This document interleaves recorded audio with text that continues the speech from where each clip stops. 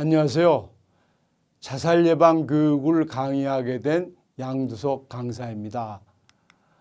예전에는 자살이 그렇게 많지 않았습니다만은 최근 10년 동안에 자살이 많이 발생돼서 우리나라에 큰 사회적 재난이 되고 있습니다. 그래서 우리 보육교사님들이 어린아이들 가르치기에 힘이 들고 또 우울증에 빠질 수 있어서 자살의 위험에 빠질 수도 있지만은 무엇보다도 유아를 관리하고 있는 어린애들을 관리하고 있는 부모님들도 자살의 위험에 빠질 수가 있기 때문에 그러한 분들을 바로 발견해서 바로 자살하지 않도록 하는 것도 보육교사님들의 중대한 의무라고 생각이 됩니다. 그래서 오늘 교육은 자살 예방 현황이 우리나라 어떠한지, 그 다음에 왜 이렇게 또 자살을 많이 하는 원인이 어떠한 건지, 그다음에 나이별로 젊은 사람들, 또 청소년, 중년층들, 노인층들 이런 분들이 자살이 왜 발생되는지, 그리고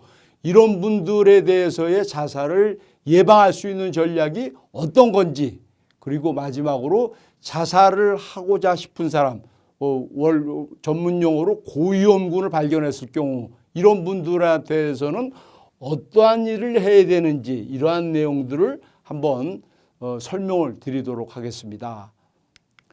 그래서 우리나라 자살의 현황은 92년도 이후에는 지속적으로 증가를 했습니다. 그래서 2010년도 인구 10만 명당 자살자 수가 25.6명, 10만 명 중에 25.6명이 사망하고 있는데 83년도 8.7명보다 무려 3배가 증가를 했습니다. 그리고 이렇게 증가하게 된 그 계기는 IMF 그리고 그 글로벌 금융위기에 발생돼서 굉장히 생활고의 어려움을 겪다 보니까 2009년도 이후에 자살이 급증하게 됐습니다.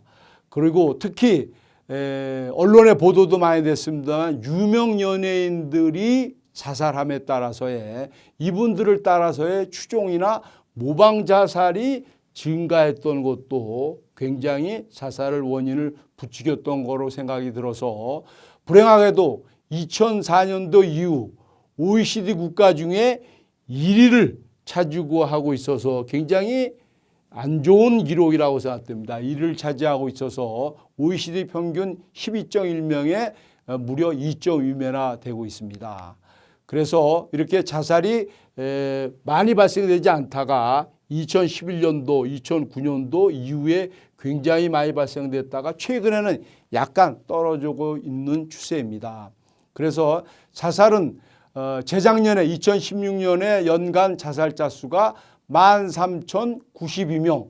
그래서 불행하게도 하루에 36명씩이나 40분마다 한 명씩 안타까운 목숨을 끊는 사람들이 많아지고 있는데, 그러나 무엇보다도 상당히 안타까운 것은 하루에 36명이 자살하는데 시도하는 사람들은 무려 20배, 하루에 720명씩이나, 그래서 연간 26만 명씩이 자살을 시도하고 있어서 이게 한번 자살한 분들이 6번씩 시도를 해서 자살자로 몰리고 있는데, 그러다 보니까 자살 가족이 무려 우리 5천만 명 중에 3,400만 명이나 굉장히 많은 분들이 자살을 고민하고 있습니다. 그래서 이렇게 자살 시도하는 사람도 많고 또 자살하는 사람도 많아서 경제적인 손실이 무려 6조 5천억 정도로 굉장히 경제적인 손실도 많이 발생이 되고 있습니다.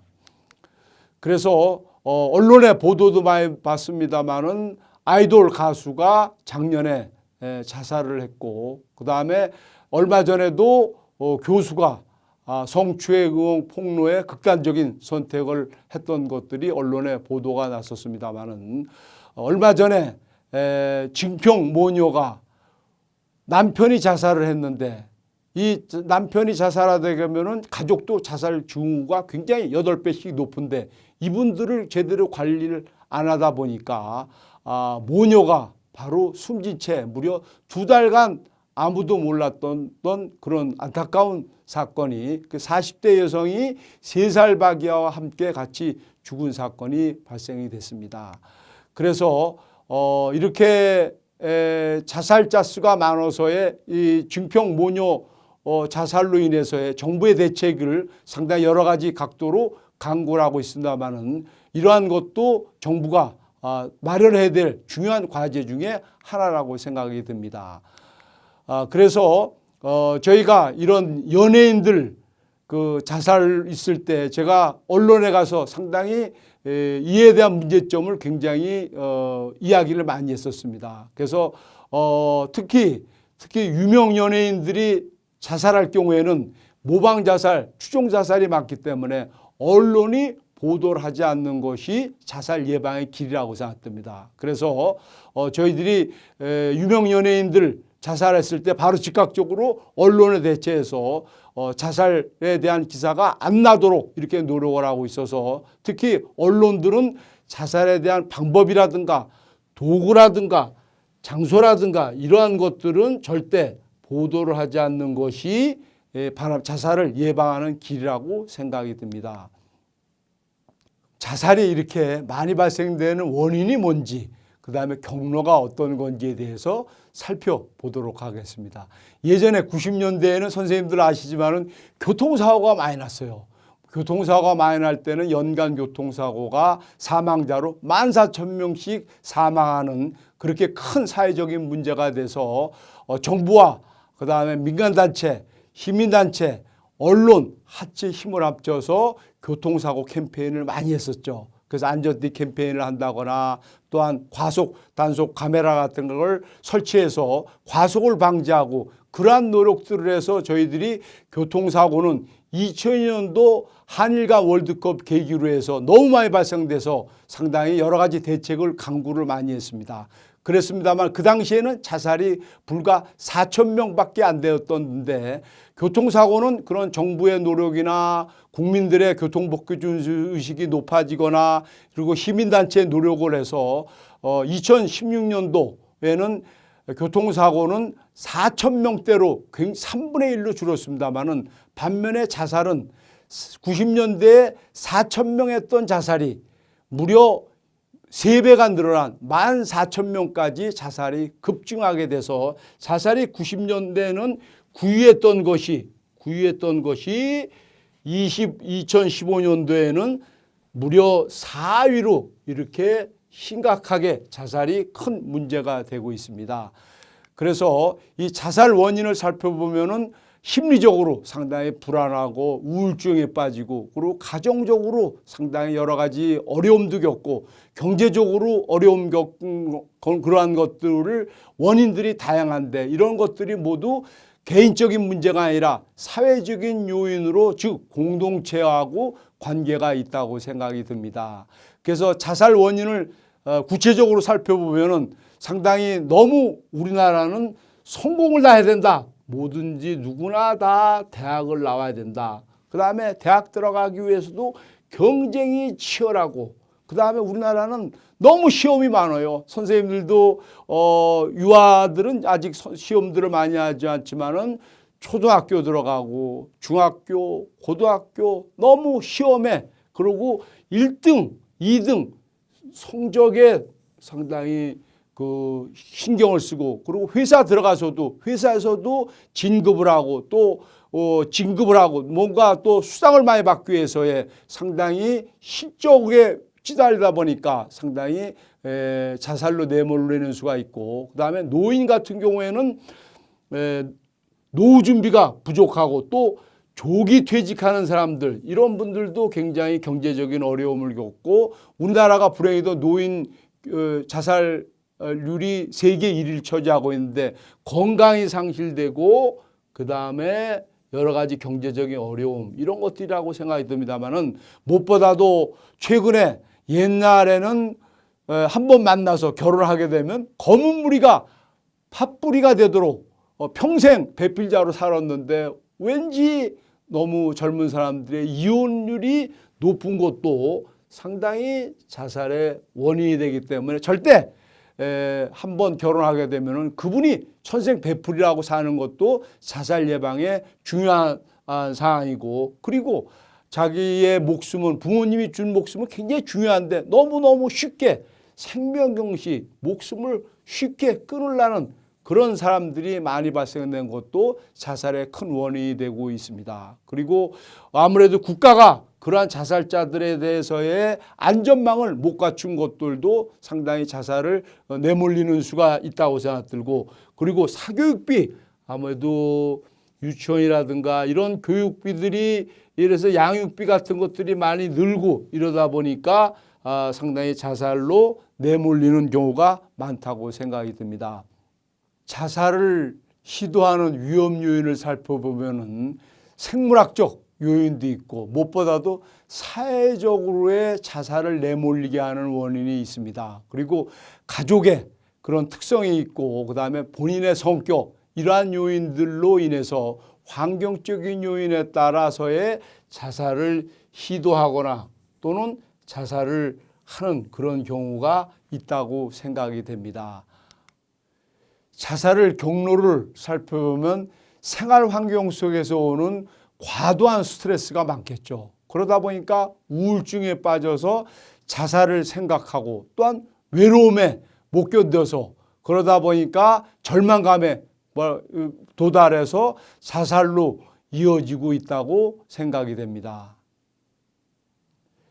그래서 자살의 심리적, 사회적인 문제라고 생각되는 것은 자기가 뭔가 잘못했다, 죄책감에 빠지고, 또 피해의식, 억울하고 왜 나만 검찰에 불러가느냐, 이런 억울함들, 그 다음에 분노와 너무, 그리고 사회적 지위의 결여, 큰 그 고위층에 있다가 그것을 고위층으로 박탈되면 거기서의 좌절감, 그러한 것들, 그 다음에 이런 사회 속에서의 잘 활동하다가 이런 사회 속에서 격리됐을 경우, 이런 경우 자포자기한 경우에 이러한 것들이 융합적으로 심리적으로 발생됐을 때 자살로 내몰리기 때문에 절대 이 자살 문제는 개인의 병리적인, 개인의 심성이 잘못했다 이런 것이 아니고, 그렇게 자살로 내몰리게 하는 그 사회적인 문제이기 때문에 이 자살은 개인 문제가 아니고 국가가, 사회가 책임져야 될 중차대한 문제라고 생각이 됩니다.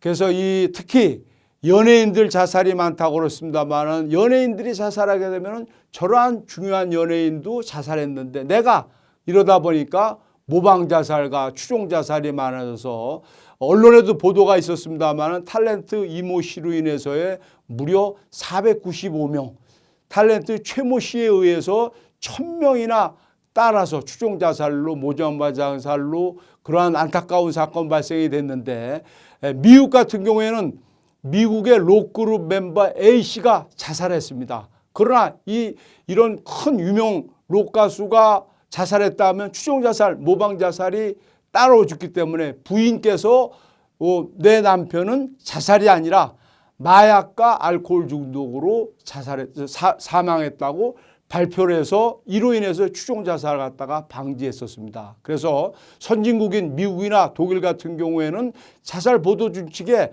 연예인들, 유명인들의 자살 방법, 동기, 장소 이런 것들은 보도를 하지 않는 것을 원칙으로 삼고 있습니다. 그래서 유명인들의 자살이 2005년서부터 2011년 동안에 상당히 유명 연예인들의 자살이 많아져서 이로 인해서의 자살 사망자가 무려 94,000명이라는 안타까운 많은 분들이 자살로 이루어져서 유명 자살 후에 1개월 내에 자살로 사망하는 그런 안타까움이 있어서 절대 언론들은 이러한 유명 연예인들의 자살에 대해서는 보도를 안 하지 않는 것이 굉장히 중요하다고 생각이 듭니다. 그 자살이 왜 발생되는지, 그 징후가 어떤 건지가 중요하지 않습니까? 어떤 사람들이 혹시나 유아 선생님들, 친구분들 중에 또는 학부모들 중에 이런 징후군들을 발견할 때는 한 5가지 종류가 있다고 생각됩니다. 자살 죽음을 자꾸만 죽고 싶다, 이런 사람들. 두 번째는 대인관계를 기피합니다.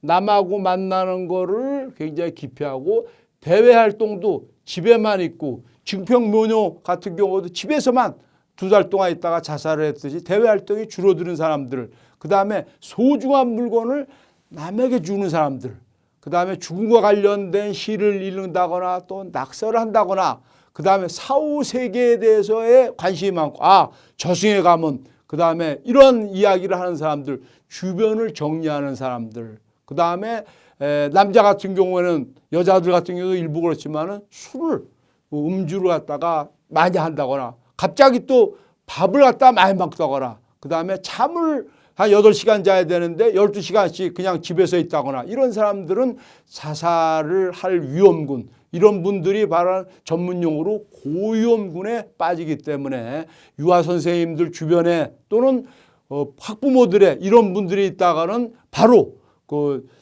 전문기관에 연락해서 이분들 갖다가 구호 조치를 하는 것이 중요하다고 생각됩니다. 연령대별로 자살 예고 징후군을 살펴보면 20대 이하는 행동이, 특이한 행동이 특히 잠을 많이 자다거나 평소에 하지 않는 일을 한다거나, 또한 SNS상의 문구에 자살 관련된 그런 사이트를 갖다가 들어간다 보나, 이런 분들 같은 경우, 그리고 주변을 정리한다거나, 그다음 정서적으로 우울증에 빠지거나 직장의 스트레스, 가족 간의 갈등, 이런 거, 언어 같은 경우도 사후 세계에 대해서 이야기를 한다거나, 그리고 미안하다는 말을 너무 자주 한다, 이런 분들 같은 경우에는 20대 같은 경우에 자살에 그런 징후가 있다고 생각이 되고요. 30, 40대 같은 경우는 과도하게, 아무래도 30, 40대가 직장 생활하는데 직장 생활에서 너무 스트레스가 많아서의 음주로 뭐 해결하려거나, 그 다음에 너무 가족 간의 관계를 갖다가 자꾸 끊으려거나, 그 다음에 정서적으로 배우자나 가족 간의 다툼이 심하거나 스트레스 쌓여가지고서 부부 간의 갈등을 겪는다거나, 이런 분들 같은 경우가 30, 40대의 징후라고 생각이 됩니다. 그리고 50대, 60대는 자신의 소식을 아무에게도 알리지 않고 집에만 있다거나 혼자서 등산한다거나, 이러고 또 특히 이불을 갖다가 갑자기 이불을 갖다가 빤다거나, 그 다음에 가족을 위해서 뭔가 뭘 사놓겠다, 이런 50대, 60대 같은 분들은, 이런 분들 같은 경우 굉장히 자살의 그 징후가 있다고 생각이 들고, 그리고 특히 주식이라든가 부동산에서 손실을, 갑자기 큰 손실을 봤다거나, 이런 분들 같은 경우도 굉장히 위험한 구이라고 생각이 들고, 그 다음에 몸이 힘들어가면서 괜히 죽고 싶다거나 이런 말을 갖다 자주 하는 사람들 같은 경우는 굉장히 위험하게 또 자살을 시도할 수 있는 분이기 때문에 연령대별로 잘 파악을 하는 것이 중요하다고 생각됩니다. 그래서 여기 언론에 보도도 났습니다. 자살자들이 대부분 93% 되는 사람들이 다 신호를 보냅니다. 아, 죽고 싶다거나 내가 괴롭다거나. 근데 이런 유가족들이 이런 사람들을 바로 파악을 해야 되는데, 아, 그러려니, 아, 저 사람이 괜히 그런다, 이런 생각으로서 못 알아채기 때문에 그러한 징후 있는 사람들은 즉시 파악해서 바로 관계기관에 연락을 해서 이분들이 구호 조치를 받는 것이 중요하다고 생각됩니다. 다음에는 생애, 나이별로 생애 주기별 자살 원인과 그다음에 예방 전략에 대해서 알아보도록 하겠습니다. 그래서 생애 주기는 청소년기는 22세 이하, 청장년은 23세부터 39세, 중년층은 40대부터 60세, 노년층은 61세 이상을 그 생애 주기별로 구분을 하고 있는데, 청년기에는 아무래도 친척보다도 친구보다 우정이 굉장히 중요해서 우정이 가족보다도 더 중요시하는 것이 청년기에, 그래서 왕따 같은 경험을 받은 그런 학생들 같은 경우가 자살로 이어지는 경우가 있기 때문에, 이런 왕따 경험이 있는 학생들 같은 경우는 굉장히 관심을 갖고 주의를 기울이는 것이 중요하다고 생각됩니다. 그리고 청년기에 친구로부터 겁을 다거나 무시당하거나, 그리고 특히 인터넷에 중독을 되는 사람들이 있어요. 아주 젊은 학생들이 학교도 잘 안 가고 인터넷 이런 데서 집에서도 나오지도 않고 밥도 잘 안 먹고 인터넷 중독되는 사람들, 원조 교제하는 사람들, 그리고 자살에 대해서의 굉장히, 자살하기가 쉽지가 않습니다. 자살이 절대 쉽지 않고 굉장히 고통스러운데, 이런 걸 잘못된 정보를 주고받는다거나, 그리고 학업 성적이 좀 공부를 좀 못해, 공부를 좀 못하면 어떻습니까? 전혀 관계없는데 성적이 약간 떨어졌다거나, 그 다음에 특히 청년, 소년기는 집안이 예민한데 부부간에 부모님들이 자주 그 불화가 있어서 싸움을 하거나 이런 경우에는 굉장히 청소년기에 상당히 자살로 내몰리는 경우가 많다고 생각 들고, 그다음에 청년기 같은 경우에는 아무래도 이제 유아 선생님들이나 학부모들이 다 요 계층이라고 생각 드는데, 부모로부터 독립된 그런 갈망, 부모로부터 이제 나와야 되겠다. 그러다 보니까 굉장히 나오려다 보니까 불안한 감, 그다음에 경제적인 어려움, 그리고 그다음에 가사와 양육 간의 분담으로 부부 사이 간의 갈등이 상당히 많아져서 부부 간에 자꾸 다툼이 되고, 그다음에 상당히 아이들에 대해 교육비가 많이 들어가서 경제적으로 어려움, 이런 것들로 인해서 자살에 내몰리는데, 특히 가정불화, 그러니까 부부 간에도 어떻게 안 싸울 수 없겠나마는, 그러나 그러한 부부 간의 갈등을 줄이는 것이 굉장히 중요하다고 생각합니다. 그러다 보면은 남편들도 좀 참고 내 사랑하는 부인이다, 그리고 부인들도 내 남편이다, 내 남편이 직장생활에 얼마나 고생하느냐, 이러한 것들을 서로 격려하는 것들이 굉장히 중요하다고 생각이 듭니다. 그 다음에 중년기 같은 경우는 우울증이라든가 피로, 그 다음에 성적으로 무력감이라든가 정서불안, 그 다음에 분노, 이런 것들로 인해서의 중년기 같은 경우에 자살로 내몰리는 경우가 있고, 그 다음에 과도한 직무 스트레스, 중년기 같은 경우 40, 50대 되면은 회사에서 직장에서 진급도 해야 되고, 또 진급을 못하는 경우, 또 업무가 과다해서 야근하거나 그런 경우에 스트레스가 많이 받고, 그 다음에 경제적인 어려움이라든가 이러한 것들로 인해서의 자살로 내몰리는 경우가 많다고 생각이 되고, 노년기에는 아무래도 건강이 악화되고, 그 다음에 은퇴 후에 여러 가지 불안감, 그 다음에 특히 사별하는 경우가, 이런 경우로 인해서의 자살로 내몰리는 경우가 간혹 있다고 생각됩니다. 그래서 특히 이런 생애 주기별로 자살 원인이 이런데 과연 예방 전략은 뭔지, 이 대목이 굉장히 중요하다고 생각합니다. 청년기 같은 경우에는 이런 자아 정체감으로 인해서 자아 발견하고 자기 주장 훈련이라든 인간관계를 수련하는 게 중요합니다. 이런 친구들 저런 친구들 다양한 친구들도 원만하게 사귀는 것이 중요하고, 그리고 전인적인 교육을 받아서 학교 교육을 철저히 받는 것이 중요합니다. 그리고 또 유아원에서 교육받는 것도 굉장히 중요하고, 그 다음에 청장년기에는 미혼자들에게 건전한 이성교제도 굉장히 중요합니다. 이 애인이 없어서, 누구는 애인 있는데, 친구는 애인 있는데 나는 애인이 없다, 이러다 하면 굉장히 불안감에, 그 다음에 청년기에 사랑과 결혼 같은 경우도 굉장히 중요합니다. 그래서 때 돼서 서로가 사랑을 해서 젊었을 때 20대, 30대 초반에, 그리고 안정적인 결혼하는 것이 중요한데, 이런 것들을 결혼이 자꾸 늦어지고 이런 것도 바람직하지 않다고 생각됩니다. 그리고 직장에서 스트레스가 없는 경우가 어디 있습니까? 아무래도 학교 졸업하고 신입사원 들어가게 되면은 제일 쫄병 아닙니까? 쫄병이면은 상당히 여러 가지 윗사람들이 지시하는 것도 있고 무리한 지시가 있더라도 그런 것들을 꾹 참고, 그리고 본인도 몇 년, 2, 3년 됐으면은 사원에서 대리가 되고, 대리돼서 과장 되고 올라갈수록 상당히 그러한 스트레스를 없어지는데, 그걸 못 참아서 그렇게 그 윗사람부터의 스트레스 이런 것들도 이겨내면은 그런 것들도 자살을 예방할 수 있는 길이라고 생각이 듭니다.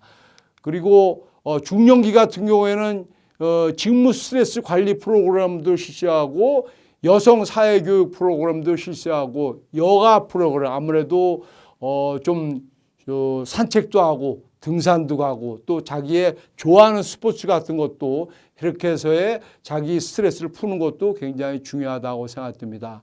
노년기에는 예방 전략은 무엇보다도 친구를 사귀는 게 중요합니다. 자기 취미생활, 바둑을 두거나 그 다음에 또 테니스를 치거나 자기의 친구들을 많이 사귀어서 같이 레저를 즐기는 것도 중요하고, 노인 상담 서비스라든가 그 다음에 노인의 전화 이런 것들도 자꾸 받고, 그 다음에 노인복지 시스템과 연결돼서의 노인 동사무소에서 운영하는 그런 노인복지 시설에 가서 같이 남들하고 활동하고, 그리고 무엇보다도 은퇴 준비를 위한 교육 프로그램에 다녀서 교육도 받고 노후 설계를 갖다가 하는 것이 자살 예방의 첩경이라고 생각이 듭니다.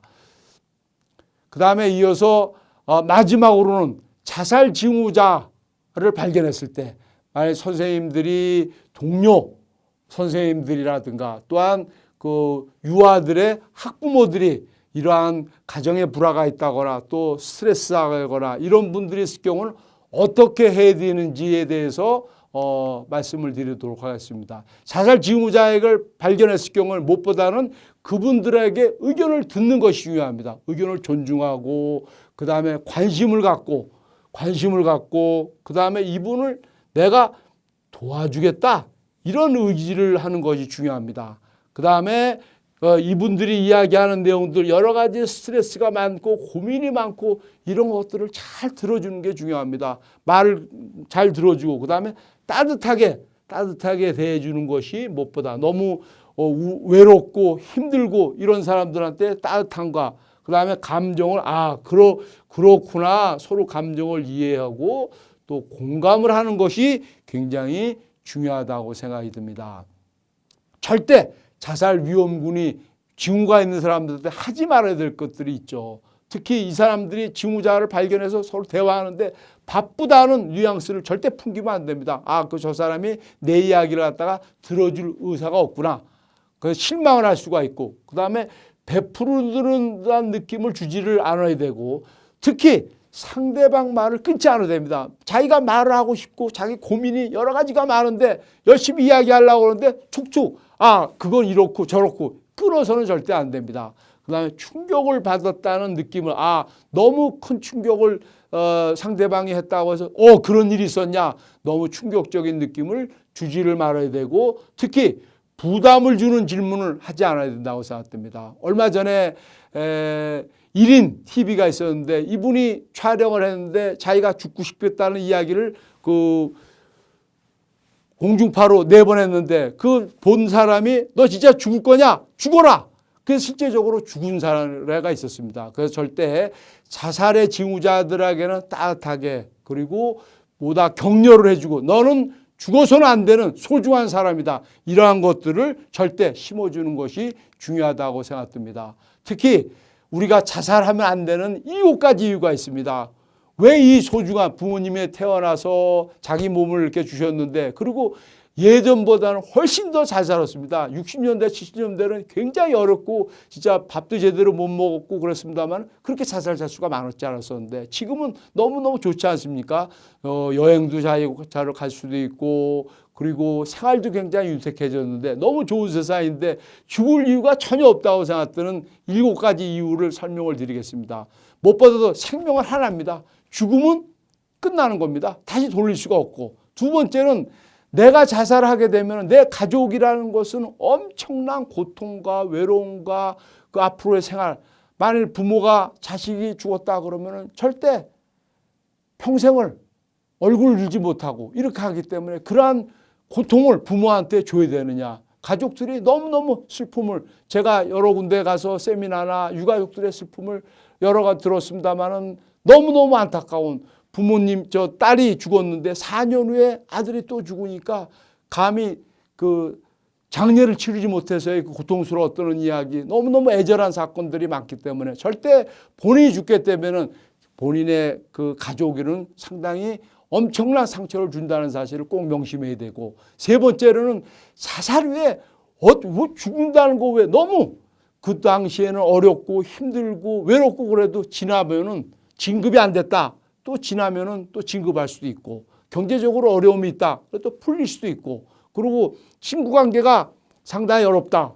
그래도 이성 관계가 약간 좀 다툼이 있다. 그래도 지나면은 더 좋은 계기가 된다고 생각 들어서 자살 외에 더 좋은 해결 방법이 있고 특히 중요한 사람들이 많이 죽었지 않습니까? 정치인들, 연예인들.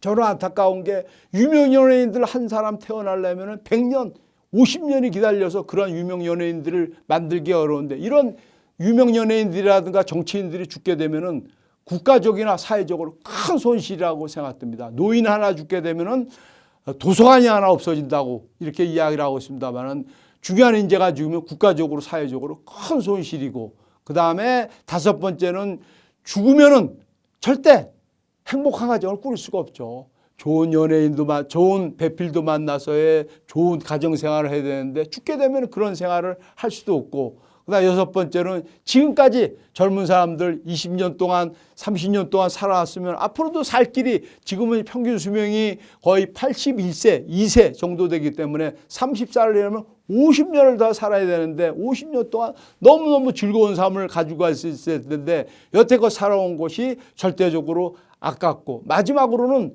죽기 전에 해야 할 일을 포기한다. 자기가 하고 싶었던 뭐든지 젊은 사람들 희망도 있고 꿈도 있고 자기 계획이 있는데 이런 것들을 할 수 없는 포기하는 길이기 때문에 절대 자살은 절대 하지 않는 것이 중요하다고 생각이 듭니다. 그래서 자살을 예방하는 기술은 서로가 친구 간에 그다음에 친척 간에 카톡도 해야 되고 또 문자도 보내고 이렇습니다만은 그러나 무엇보다도 전화하고 목소리를 듣는 것이 중요합니다. 이거보다도 중요한 것은 자주 만나는 것이 중요합니다. 서로가 사람의 인간관계는 친척도 자주 만나야지 친척이지 안 보면은 친척이 아니라 그래서 외래 친구가 친척보다 낫다는 말이 있지 않습니까? 자주 보고 그다음에 가까운 사람 그다음에 부부간에도 조그만 선물이라도 자그마한 선물에서 따뜻함을 전하고 자주 대화하고 긍정적인 사고를 갖고 그리고 가끔 이렇게 유머도 웃고 절대 웃는 사람은 자살하지 않습니다. 그래서 미소도 짓고 그리고 남에게 좀 잘못했으면 용서도 하고 그럴 수도 있다. 그럴 수 있다. 용서하는 것이 중요합니다. 용서하는 것이. 그다음에 항상 감사 이렇게 범사에 감사라는 말도 있듯이 뭐든지 이렇게 살아있고 가정생활하고 직장생활하고 이런 것만 해도 항상 감사를 마음을 갖고 있다고 그러면 절대 자살이 예방이 되고 방지된다고 생각이 듭니다. 그래서 우리나라도 지금 굉장히 예전에는 자살에 대해서의 그렇게 정부가 신경을 안 썼습니다만은 특히 문재인 정부 들어서는 굉장히 자살에 대해서의 큰 사회적인 문제로 인식을 해서 예전에는 2011년도에 법이 탄생이 됐었습니다만은 자살 관련된 기본법이 탄생이 됐습니다만은 정부에 자살을 담당하는 과도 없었습니다. 그러다 보니까 자살을 어느 과에서 그러나 올해부터는 올해 2월 달에 복지부 내에 자살 예방과가 신설이 됐습니다. 그리고 예산도 95억 했던 것이 162억으로 증액을 했는데 약간 늘었습니다만은 일본 같은 경우에는 우리나라의 거의 90배 정도 되는 7,900억 정도, 그건 8천억 정도 정부가 예산을 많이 투입을 해서 자살을 줄이고 있는데 아무래도 문재인 정부 들어와서의 신년 기자회견에서도 말씀을 하셨습니다. 대통령께서 국민 생명 지키기 3대 프로젝트를 발표하셨습니다. 그래서 교통사고, 사회안전, 그다음에 자살 예방.